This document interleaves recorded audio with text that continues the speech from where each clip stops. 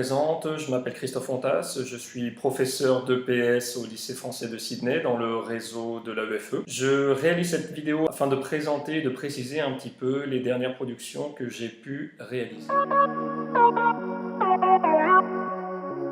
Are You Bad est un PowerPoint interactif dans l'activité badminton. Ce PowerPoint présente 60 situations qui sont des situations classées par thème. Chacune de ces situations est subdivisée en 3 niveaux de difficulté que vous pouvez retrouver ensuite à partir du jeu de cartes qui est proposé. Le jeu de cartes permet un fonctionnement autonome de l'activité. Vous pouvez avoir en fait un tirage au sort d'une carte qui se réalise avant le début d'un match et qui impose une consigne particulière, donc qui nous permet de jouer sur des variables. Une fois le match réalisé, les élèves peuvent scanner le QR code présent sur la carte et découvrir ainsi des simplifications ou complexifications de la tâche. Vous trouverez également sur ce PowerPoint toute une partie réservée à un aspect plus technique qui nous permet, à partir des vidéos présentes sur le site sicana-tv.fr, qui nous permet en fait d'avoir une précision par la vidéo de coûts techniques à réaliser. Les objectifs de ce PowerPoint interactif sont multiples. Tout d'abord, il y a vraiment d'essayer de mettre le plaisir au cœur du processus éducatif. Les élèves adorent ce tirage au sort des cartes. Voilà, l'enseignant après peut le gérer comme il le veut, en essayant de mettre seulement les thématiques qui ont été travaillées ou essayer d'élargir un petit peu sur les thématiques qui ont été vues sur l'ensemble du cycle. Il y a également une possibilité en fait pour les élèves de réellement aller sur de la différenciation. Différents niveaux sont proposés, je ne réussis pas le contenu de la carte qui est proposée. À partir de là, je peux essayer de découvrir des simplifications ou complexifications. Vous avez également la possibilité d'avoir une lecture des consignes qui se fait de manière automatique, permettre à tous les élèves, même ceux qui n'ont pas forcément un accès très facile à la lecture, de comprendre réellement les consignes qui sont demandées. Voilà, vous avez un véritable jeu qui se réalise au niveau de différentes variables didactiques qui permettent de rendre l'activité encore plus riche.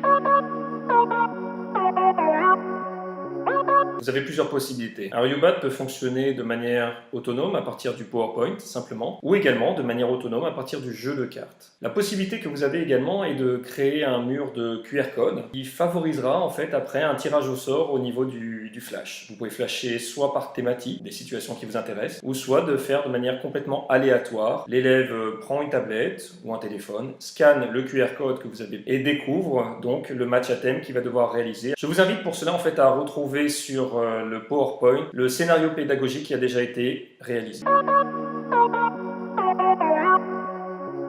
Vous pouvez trouver également d'autres productions, et notamment je pense à celle qui s'en rapproche le plus d'Are You Bad pour l'activité volley, où vous avez en fait un PowerPoint interactif, situation, qui est couplé à un jeu de cartes. Ces situations sont classées par thème, attaque, défense, mais également avec un ajout de contraintes ou avantages que l'on peut retrouver. Toujours dans cet esprit, vous avez un jeu de cartes proposé en demi-fond qui vous permet en fait de jouer sur différentes variables en simplifiant ou en complexifiant la tâche. Ensuite, vous avez l'activité tennis avec carte tennis qui permet en fait d'avoir 4 niveaux différents d'adaptation sur des formats, sur du contenu. Et enfin, vous avez Tennis Play qui est un jeu de cartes qui est plus réservé aux joueurs de section, aux joueurs d'AS, et qui reprend l'esprit en fait du jeu de cartes de Jean-Paul Monnet en carte à pied.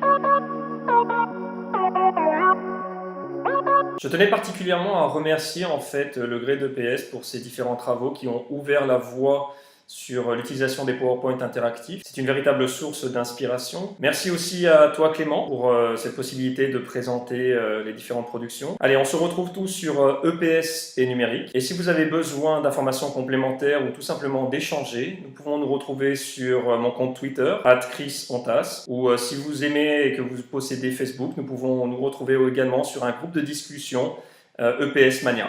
À très bientôt.